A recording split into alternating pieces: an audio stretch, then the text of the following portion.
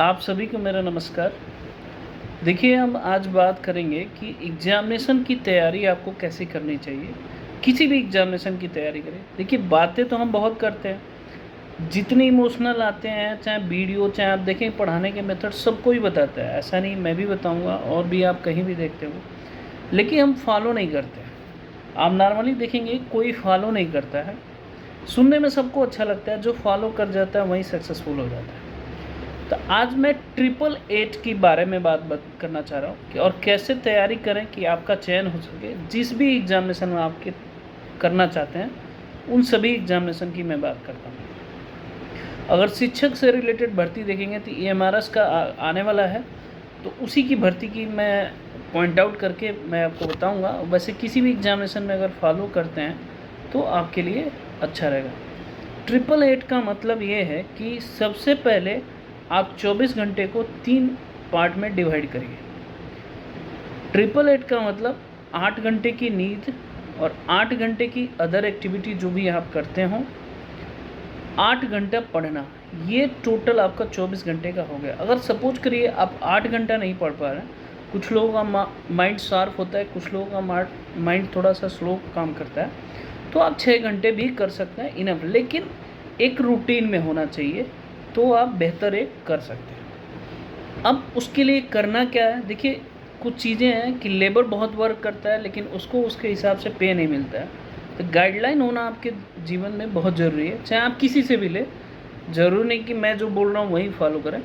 आप अगर सीनियर हैं या आपसे कोई सीनियर है या आपके गुरु हैं, जो भी है व्हाटएवर, आप उनको भी फॉलो करिए, एडमायर करिए कि सर आपने कैसे किया, ये चीज़ें जानिएगा। लेकिन मेरा जो पर्सनल ओपिनियन है मैं शेयर कर रहा हूँ। सबसे पहले ये कर लीजिए।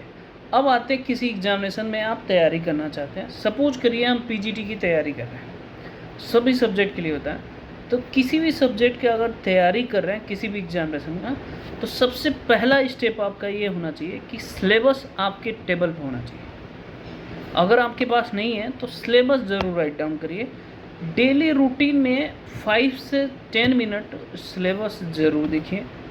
सपोज करिए एमआरएस का, तो मैं सिलेबस ज़रूर देखिए, डेली एक बार ज़रूर देखिए, पहली चीज़। दूसरी चीज़ कि एग्ज़ामिनेशन का पैटर्न क्या है, सिलेबस के बाद आपको ये फॉलो करना है कि एग्ज़ामिनेशन का पैटर्न क्या है, क्योंकि हर चीज़ का एग्ज़ामिनेशन पैटर्न अलग अलग है।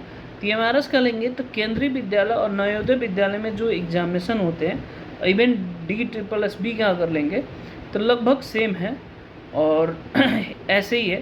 तो केंद्रीय विद्यालय के अगर प्रीवियस ईयर का कोई भी पेपर मिलता है, ऑनलाइन उपलब्ध है। अगर ऑनलाइन थोड़ा बहुत सर्च करेंगे फ्रेंड सर्कल से भी, तो भी आपको मिल जाएगा। तो सबसे पहला सिलेबस, दूसरा आपके पास क्वेश्चन पेपर होना चाहिए, ठीक है। 30 मिनट उसके बाद आप ये ज़रूर लगाइए कि हमारे पास जो सिलेबस आया है, इन सिलेबस में कितना टॉपिक आपको ईमानदारी से आता है। कुछ लोग ऐसे करते, अच्छा ये भी आ रहा है, ये भी आ रहा है, ये भी आ रहा है, ये भी, अरे सब आ रहा है तो फिर क्रैक क्यों नहीं हो रहा है? ये भी तो सबसे बड़ी चीज़ें हैं। तो आप उसके लिए क्या कर सकते हैं, सिलेबस का मतलब ये है कि देखने का तरीका ये है कि कौन से टॉपिक से मेरा 100% क्लियर है। अगर इससे रिलेटेड हम कोई क्वेश्चन पूछा जाए तो मैं ईजिली कर सकता हूँ। ये हो गया सिलेबस का, देख लीजिए। अब साथ साथ जो आपने पेपर लिया है उस सिलेबस से देखिए कि कितना क्वेश्चन आप उस पेपर में आया है। अगर 1 साल का मिल जाए, 2 साल का मिल जाए या 3 साल का मिल जाए, तो ये आप ज़रूर देखिए कि कितना क्वेश्चन उस टॉपिक से लिया है। सपोज करिए मैं कर रहा हूँ बाइनोमियल थ्योरम, अगर मैथ्स का, अगर मैं टीचर हूँ तो मैथ्स की अगर मैं बात करूँ तो एक बाइनोमियल थ्योरम एक टॉपिक है। तो उस टॉपिक से हर एग्जामिनेशन में कितने क्वेश्चन आ रहे हैं और किस तरह आ रहा है, चाहे वेक्टर कैलकुलस है उससे किस तरह के क्वेश्चन आ रहे हैं, तो उस टॉपिक को राइट डाउन सिलेबस के आगे मेंशन करते जाइए। ये टॉपिक हमारे लिए इस टॉपिक से इम्पोर्टेंट है। ये पूरा आपका 1 घंटे का स्ट्रेटजी लगभग लगेगा, इससे ज़्यादा नहीं लगेगा। अगर एक बार आपने कर लिया तो रूटीन उसको फॉलो करिए। अब आते हैं पढ़ाई के दिनचर्या कैसे होना चाहिए। अब जो सबसे पहले आपका सिलेबस तैयार है उसको पूरा 100% देखिए। अब उसका क्वेश्चन देखिए कि अच्छा इसका क्वेश्चन, सपोज करिए मैंने नेशनल मूवमेंट ऑफ गांधीयन भेजा है, तो गांधीयन हिस्ट्री में ले लेता हूँ, गांधीयन फेज से ये क्वेश्चन आ रहा है, तो ये गांधीयन फेज से रिलेटेड किस तरह के क्वेश्चन कैसे कैसे आ सकते हैं। तो क्या करिए, आप पहले गांधीयन फेज पढ़ लीजिए, नोट्स पढ़ लीजिए, उसके खुद से रेज करिए कि हाँ अच्छा गांधीयन फेज से क्वेश्चन हमारा क्या क्या बन सकता है। चाहे मैथ्स का भी अगर कोई टॉपिक आप पढ़ रहे हैं तो जिस तरह का क्वेश्चन पूछा गया उससे रिलेटेड उसमें क्वेश्चन घुमाते रहिए।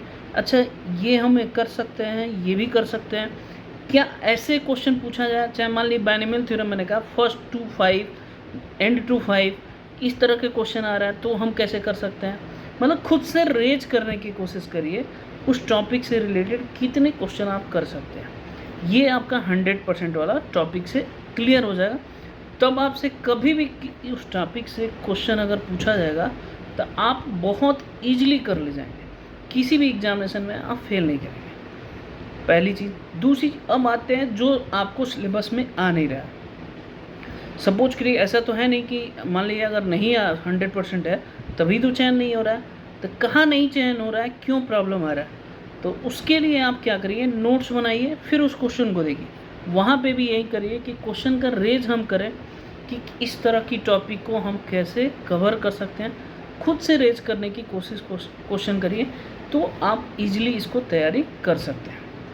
ये पूरा सिलेबस का पॉइंट आउट है। अब जैसे सपोज करिए पूरा सिलेबस का आपका क्लियर हो गया, अगर EMRS के रिस्पेक्ट में देखेंगे तो एक GS पोर्शन आ रहा है पूरा और एक सिलेबस आ रहा है।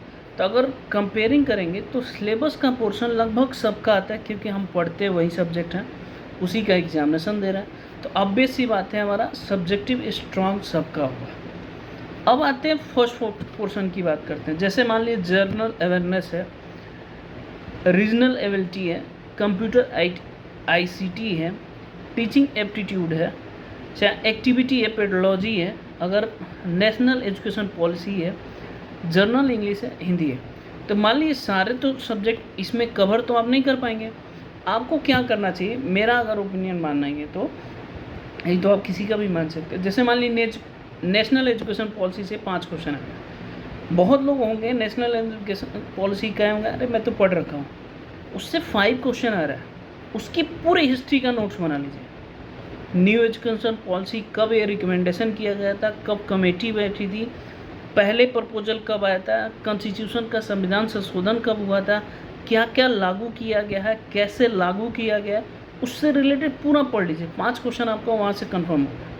किसी को भी कोई कहीं से पूछे न्यू एजुकेशन पॉलिसी, आप उसका नोट्स बना के ऐसे करिए। नहीं तो नॉर्मली अगर पूछेंगे न्यू एजुकेशन पॉलिसी तो वहीं कहेंगे 3+3, ऐसे कुछ नहीं होता, उसका इम्प्लीकेशन करना होता है, अलग हट के करते तभी सक्सेसफुल होता है आदमी, क्योंकि एक एक क्वेश्चन का वहाँ महत्व होता है।